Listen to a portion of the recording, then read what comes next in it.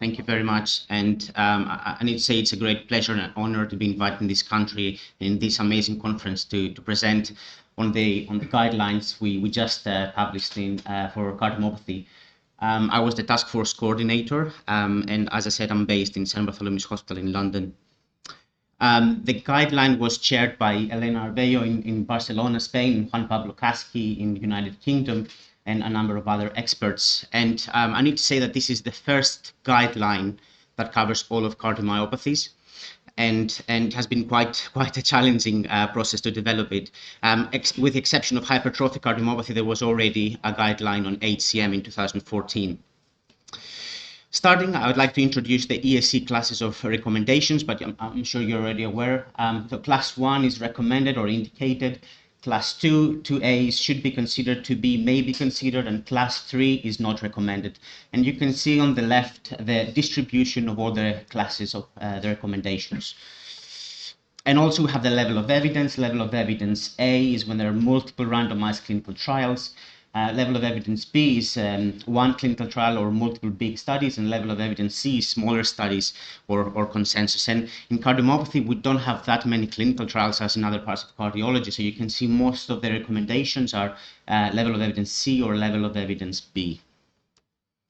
And now we'll start with the core part of the guideline is the patient pathway. So it starts from the top in this figure, which is the patient presentation. So you can have these patients present with any kind of cardiological symptom, and it's we're giving you the process that you can use to identify the problem.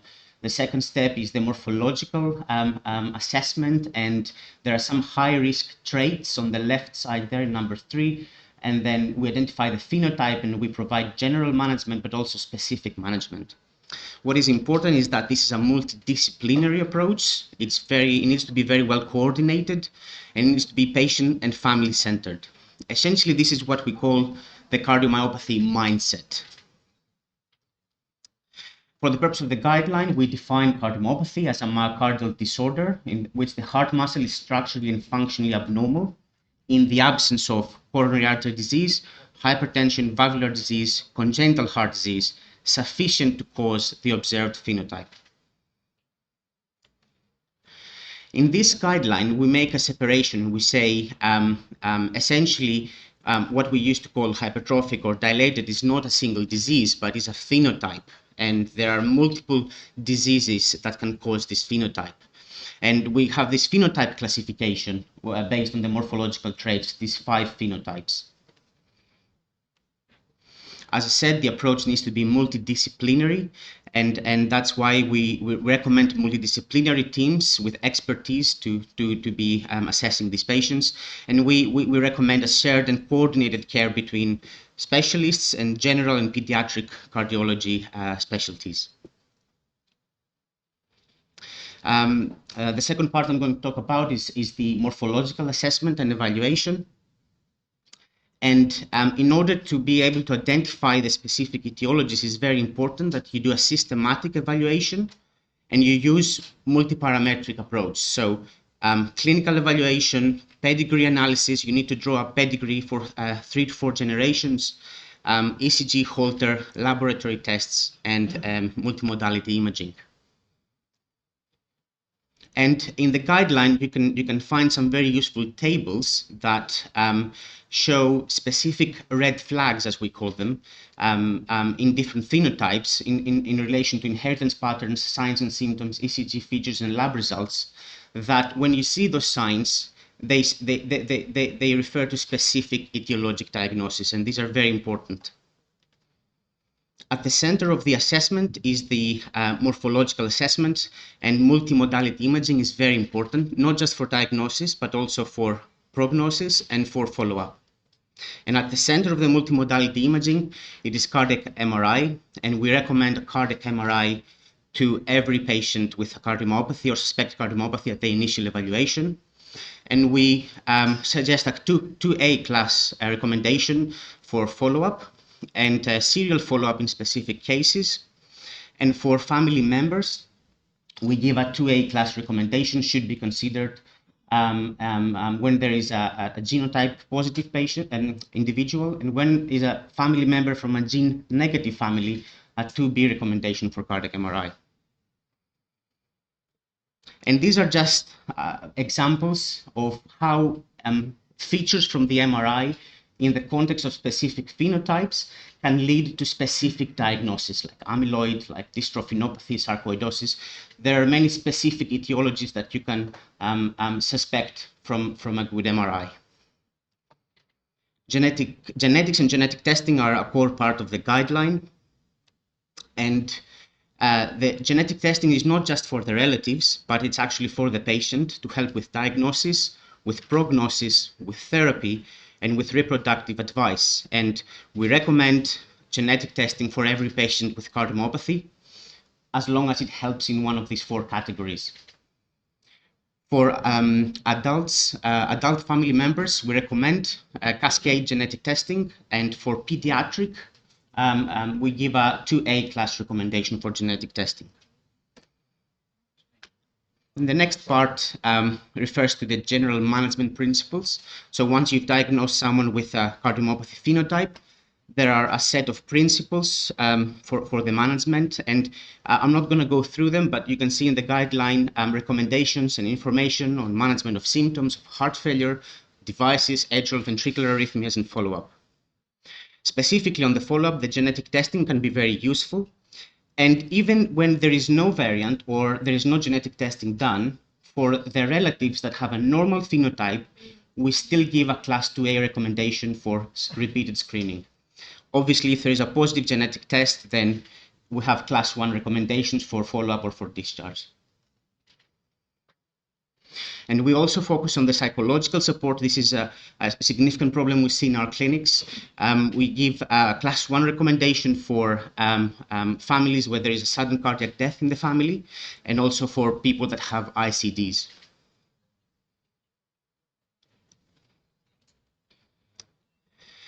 And moving on to the next part of the presentation, this is the phenotype-specific management. So whether you have hypertrophic or dilated or ARVC, there are specific management principles. I'm going to focus on the key parts.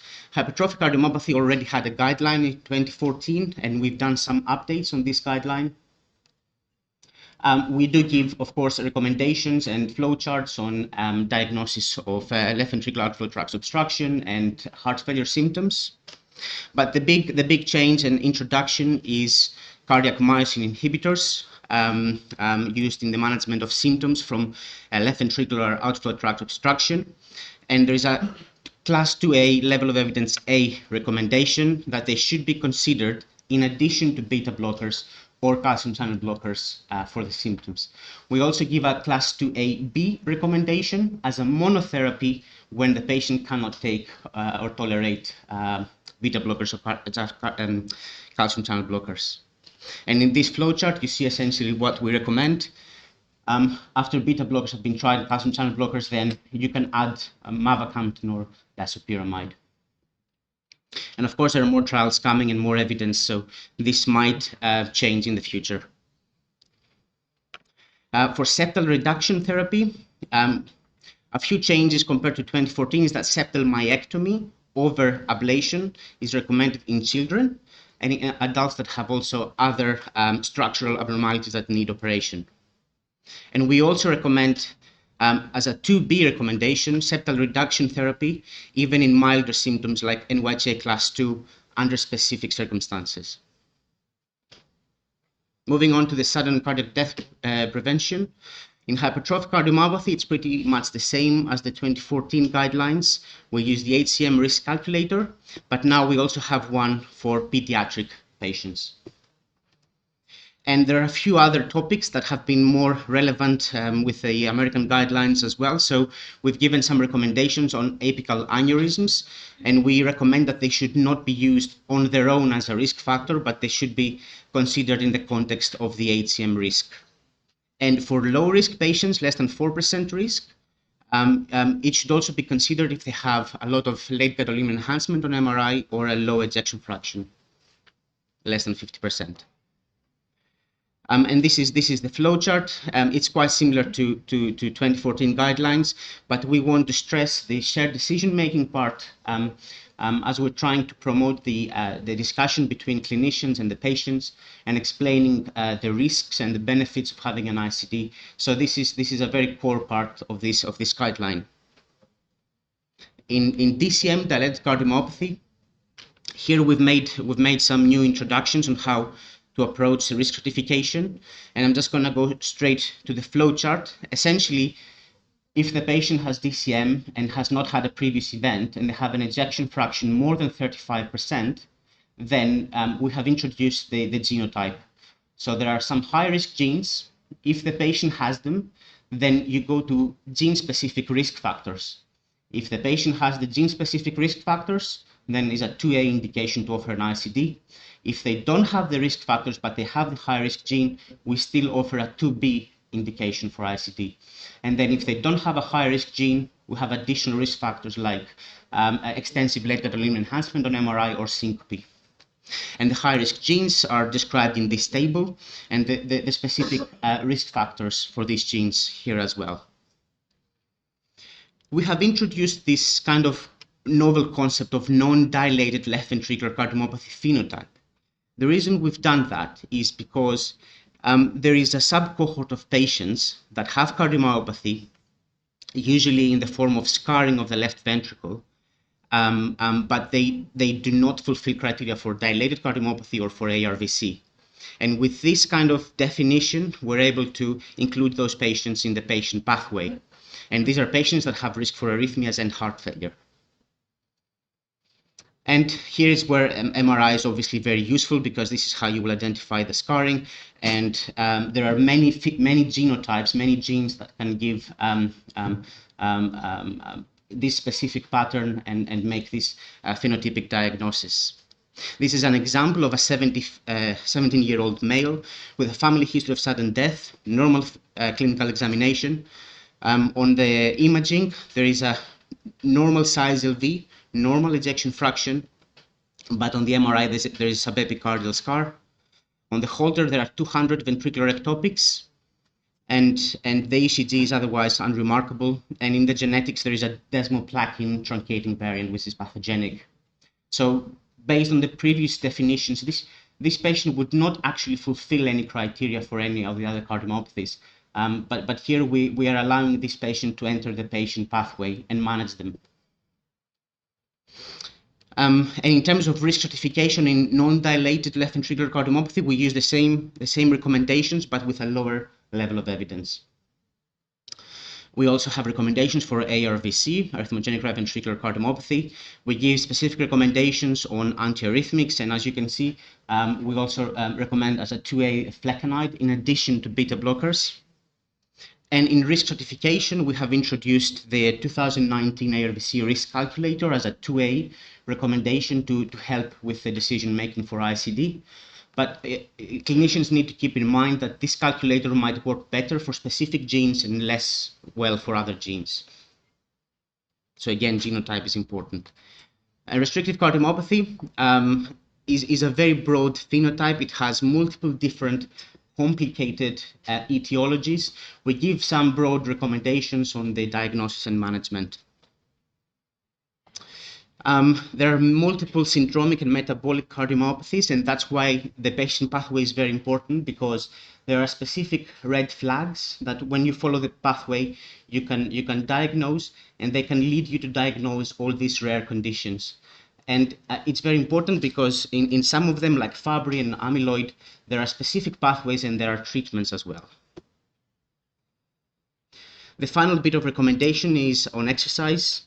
And we do recommend exercise for patients with cardiomyopathy, low to moderate, and then depending on the phenotype, we recommend various restrictions according to the phenotype and the genotype. We also have other recommendations on reproductive issues, non-cardiac surgery, risk factors, and daily activities for patients, which you can find. And I want to say that you're more than welcome to read the guideline on the ESC website, the European Heart Journal. There's the Pocket Guideline, there's an app. You can have your clinic.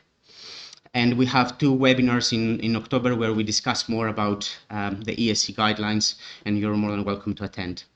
Thank you for your attention.